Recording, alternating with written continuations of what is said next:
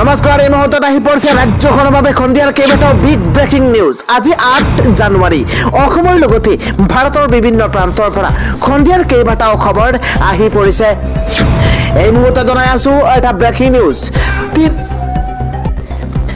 এই মুহূৰ্তত জনাই আছো এটা ব্ৰেকিং নিউজ। 3 ঘণ্টাত 50 বাৰ জোকাৰণি অনুভূত হৈছে। ৰিক্টাৰ স্কেলত 7.1 প্ৰাবল্যৰ এই ভূমিকম্পই জোকাৰি কৈছে, য'ত 126 গৰাকীকৈ লোকৰ মৃত্যু হৈছে। 3 ঘণ্টাত 50 বাৰকৈ অনুভূত হৈছে ভূমিকম্পৰ জোকাৰণি। 7.1 প্ৰাবল্যৰ ভূমিকম্পত বৰ্তমানলৈকে 126 গৰাকীকৈ লোকৰ মৃত্যু হৈছে। হৈ গৈছে 6000ৰো অধিকৰ 180 জন লোক আহত অৱস্থাত উদ্ধাৰ কৰা হৈছে তিব্বতত। ভয়ংকৰ ভূমিকম্পই কালি জোকাৰি গৈছিল তিব্বত, নেপাল, ভাৰত তথা অসমতো পৰিছিল ভূমিকম্পৰ প্ৰভাৱ। চীন অধিকৃত তিব্বতৰ দক্ষিণ পশ্চিম অংশত সৰ্বাধিক ক্ষতিগ্ৰস্ত হৈছে বুলি জানিব পৰা গৈছে। আন এটা খবৰ হৈছে আজি ভয়ংকৰ ৰূপ ল'ব বতৰে। প্ৰান্তে প্ৰান্তে আৰম্ভ হৈছে প্ৰচণ্ড ধুমুহাৰ বৰষুণ। বিহুৰ পূৰ্বেই হাড় কঁপোৱা জাৰত কঁপিব ৰাজ্যবাসী। ৰাজ্যৰ প্ৰান্তে প্ৰান্তে আৰম্ভ হৈছে মুখলধাৰ বৃষ্টিপাত, ধুমুহা। কালিৰে পৰা সলনি হৈছে বতৰ। হঠাৎ অহা বৰষুণৰ পাছতে প্ৰচণ্ড শীতত কঁপিছে ৰাজ্যবাসী। প্ৰান্তে প্ৰান্তে শিলাবৃষ্টিও আৰম্ভ হৈছে। বিহুৰ পূৰ্বেই হাড় কঁপোৱা শীত নামিব ৰাজ্যত। ৰাজ্যৰ বিভিন্ন প্ৰান্তত আৰম্ভ ধুমুহা, বৰষুণ। ধাৰাসাৰ বৰষুণৰ মাজতে তিনিচুকীয়াৰ কৈলাশপুৰত ভয়ংকৰ অঘটন সংঘটিত হৈছে, কিয়নো আকাশ ঘাইকৈ ডাঙৰীয়া হৈছে। প্ৰান্তে প্ৰান্তে প্ৰচণ্ড শীত নামিছে আৰু ঠায়ে ঠায়ে বজ্ৰপাত হৈছে। বজ্ৰপাতত ক্ষতিগ্ৰস্ত হৈছে দুটাকৈ পৰিয়াল। অনুমান কৰক, দুটাকৈ পৰিয়াল সম্পূৰ্ণৰূপে ক্ষতিগ্ৰস্ত হৈছে। জোনাৰাম ওৰাঙৰ পৰিয়াল, এগৰাকী ব্যক্তিৰ নাম কোৱা হৈছে জোনাৰাম ওৰাং। তেওঁৰ পৰিয়ালৰ 5 গৰাকী সদস্য গুৰুতৰভাৱে আহত হৈছে বুলি জানিব পৰা গৈছে। আহত লোকসকলক উন্নত চিকিৎসাৰ লগতে ক্ষতিপূৰণৰ দাবী জনাইছে স্থানীয় লোকে। এবাৰ দিন ধৰি ধাৰাসাৰ বৰষুণৰ সম্ভাৱনা আছে। ইয়েলো এলাৰ্ট জাৰি কৰিছে। ধাৰাসাৰ বৰষুণৰ মাজতে তিনিচুকীয়াৰ কৈলাশপুৰত এই ভয়ংকৰ অঘটন। এইটো পৰিয়াল, এই পৰিয়াললৈ নামি আহিছে কাল অমানিশা, কিয়নো এই পৰিয়ালৰ 5 গৰাকী সদস্য গুৰুতৰভাৱে আহত হৈছে।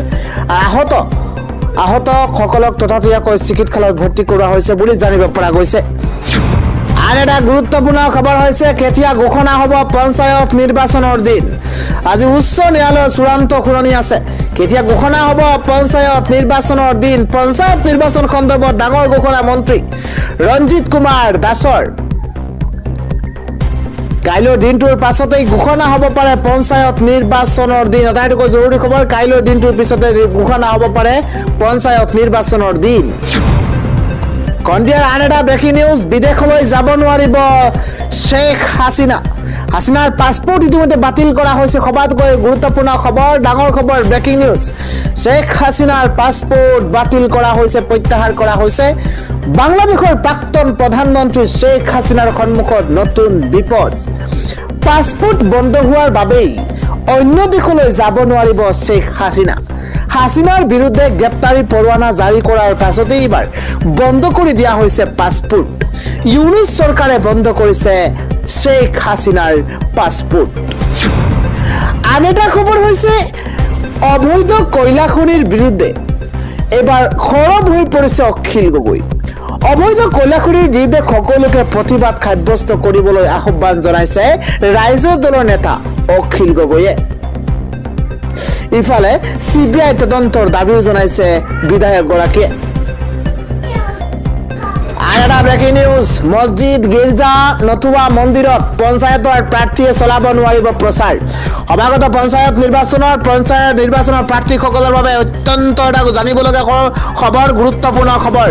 ভিডিঅ'টো ভালদৰে শ্বেয়াৰ কৰক, কিয়নো এইবাৰ মছজিদ, গীৰ্জা নতুবা মন্দিৰত পঞ্চায়তৰ প্ৰাৰ্থীয়ে চলাব নোৱাৰিব প্ৰচাৰ। নতুন গাইডলাইন জাৰি কৰা হৈছে। পঞ্চায়ত নিৰ্বাচনক লৈ আহি গৈছে নতুন খবৰ। নিৰ্বাচন আয়োগে মুখ্য সচিবলৈ দিছে এখন পত্ৰ। এটা বিগ ব্ৰেকিং নিউজ। পত্ৰত প্ৰাৰ্থী আৰু দলৰ বাবে বান্ধি দিছে বহু নিয়ম। এয়া প্ৰথমবাৰৰ বাবে ৰাজ্যত পঞ্চায়ত আৰু গ্ৰামোন্নয়ন বিভাগে অনুষ্ঠিত কৰিব নিৰ্বাচন। এটা ব্ৰেকিং নিউজ, ডাঙৰ খবৰ। ৰাজনৈতিক দলে কি কৰিব পাৰিব আৰু কি নোৱাৰিব। কোনো প্ৰাৰ্থী বা দলে ধৰ্মীয় জাতি বা ভাষাক লৈ বিতৰ্কিত মন্তব্য কৰিব নোৱাৰিব। এটা ব্ৰেকিং নিউজ ডাঙৰ খবৰ এই মুহূৰ্তত পলিটিকেল আপডেট। অন্য দলৰ প্ৰাৰ্থীক সমালোচনা কৰিবলৈ গৈ তেওঁক ব্যক্তিগতভাৱে আক্ৰমণ কৰিব নোৱাৰিব। কেৱল ৰাজনৈতিক দলৰ বিগত ৰেকৰ্ড তথা কাম সন্দৰ্ভতহে কৰিব পাৰিব আলোচনা। ইফালে কোৱা হৈছে মছজিদ গীৰ্জা নতুবা মন্দিৰত প্ৰচাৰ চলাব নোৱাৰিব। এইবাৰ নতুন গাইডলাইন জাৰি কৰা হৈছে। ভোটাৰক উৎকোচ ভয় ভাবুকি দিয়া কাৰ্যক এতিয়া ভ্ৰষ্ট আচৰণ হিচাপে গ্ৰহণ কৰা হ'ব। কোনো দল বা প্ৰাৰ্থীয়ে মতানৈক্যৰ সৃষ্টি কৰিব নোৱাৰিব। নতুন গাইডলাইন ইফালে উল্লেখ কৰা হৈছে যে কোনো দল বা প্ৰাৰ্থীয়ে মতানৈক্যৰ সৃষ্টি কৰিব নোৱাৰিব আৰু উৎকোচ বন্ধ কৰিব লাগিব। ভোটাৰক কোনো ধৰণৰ উৎকোচ ভয় ভাবুকি দিয়া কাৰ্যক ভ্ৰষ্ট আচৰণ হিচাপে গ্ৰহণ কৰা হ'ব। আজিৰ দিনটোৰ আন এটা ব্ৰেকিং নিউজ। 11 জানুৱাৰীৰ পৰা চলিব PM কিষাণৰ ভুৱা হিতাধিকাৰীৰ বিৰুদ্ধে অভিযান। গ্ৰেপ্তাৰ হ'ব PM কিষাণৰ 8 লাখ ভুৱা হিতাধিকাৰী। জৰুৰী খবৰ ঘূৰাই দিব লাগিব PM কিষাণৰ ধন।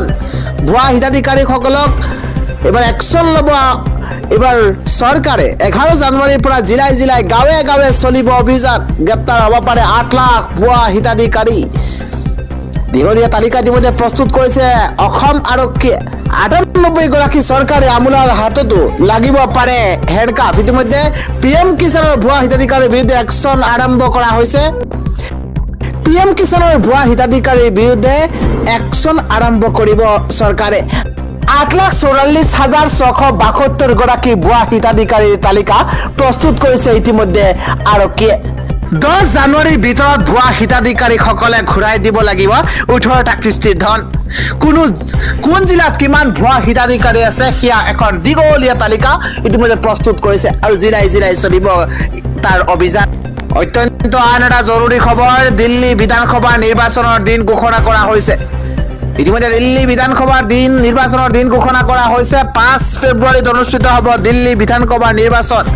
8 ফেব্ৰুৱাৰীত হ'ব দিল্লী বিধানসভা নিৰ্বাচনৰ ভোট গণনা। সংবাদমেল যোগে এই কথা ঘোষণা কৰিছে নিৰ্বাচন আয়োগে। আন এটা গুৰুত্বপূৰ্ণ খবৰ হৈছে এইবাৰ উমৰাংচুৰ কয়লাখনিৰ ভয়ংকৰ ঘটনাৰ পিছতেই এইবাৰ গা লৰিছে হিমন্ত বিশ্ব শৰ্মা চৰকাৰৰ।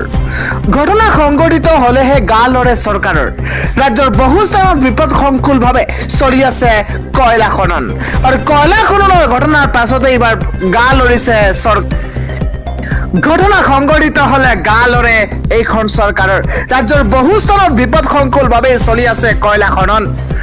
খবৰ ল'বলৈ সময় নাই এইখন চৰকাৰৰ, এইখন প্ৰশাসনৰ। কয়লাৰ নামত এখন কলা বজাৰ চলাৰ অভিযোগ উত্থাপন হয় ৰাজ্যত, কিন্তু মৌন হৈছে ৰাজ্য চৰকাৰ। উমৰাংচুৰ ঘটনাৰ পাছতে গোচৰ ৰুজু কৰি এজনক ইতিমধ্যে গ্ৰেপ্তাৰ কৰা হৈছে, কিন্তু কিয় পূৰ্বে সাৱধানতা অৱলম্বন কৰা হোৱা নাছিল সেয়া এক ডাঙৰ প্ৰশ্ন। পূৰ্বেই চৰকাৰৰ কঠোৰ হোৱা হলে হয়তো এনেধৰণৰ উমৰাংচুৰ দৰে এনেধৰণৰ ঘটনা সংঘটিত নহলেহেঁতেন। বিভিন্ন প্ৰান্তত বিপদসংকুলভাৱে কয়লা খনন কৰা বেপাৰীৰ বিৰুদ্ধে এইবাৰ কিয় নিমাত হৈ পৰিছে চৰকাৰ। পূৰ্বেও লিডুৰ কয়লা খনিত শ্ৰমিকৰ মৃত্যু হৈছিল, কিন্তু ইয়াৰ ঘটনাৰ পিছতে গা লৰে এইখন হিমন্ত বিশ্ব শৰ্মা নেতৃত্বাধীন বিজেপি চৰকাৰখনৰ।